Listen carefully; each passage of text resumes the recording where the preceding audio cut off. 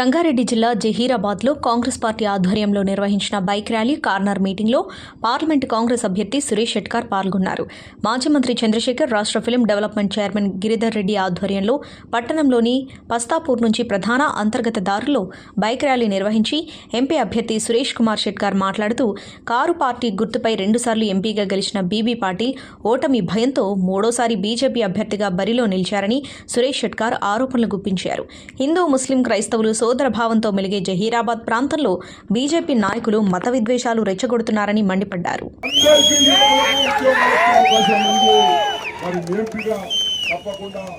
అది మా మీరు కళ్ళలో చూస్తారు. జహీరాబాద్ ఆయన ఎందుకు పోటీ చేస్తున్నారంటే, నేను 10 సంవత్సరాలు కారు గుర్తు మీద కూడా గెలిచిన, ఏం పని చేయలేదు. పువ్వు మీద ఎందుకు కూర్చున్నా అంటే, ఆ బీజేపీ పేరు మీద, ఆ దేవుని పేరు మీద నాకు ఓట్లు పడతాయని నమ్ముతున్నాం. అరే మన జహీరాబాద్ ప్రజలు హిందూ, ముస్లిం, సిక్, ఇసాయి అన్నదమ్ముల్లాగా ఉండే ప్రాంతం మన జహీరాబాద్.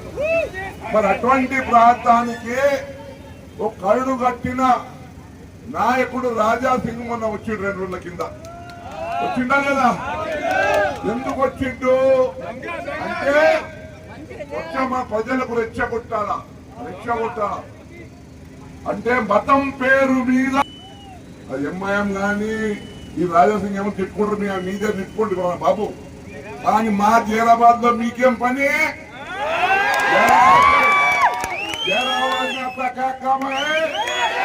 जहीराबाद में जमला का तहदीद है यहाँ।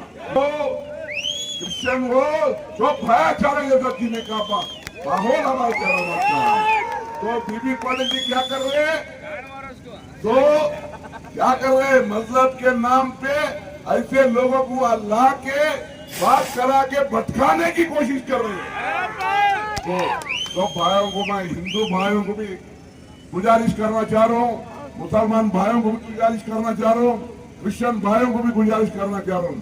ये जो माहौल बनाना चाह रहे हैं ये बीजेपी के लोग, जो बाबा साहब अम्बेडकर जो हमारा जो कानून बना है, वो कानून को क्या बोल रहे मोदी जी, अब की बार 400 पार।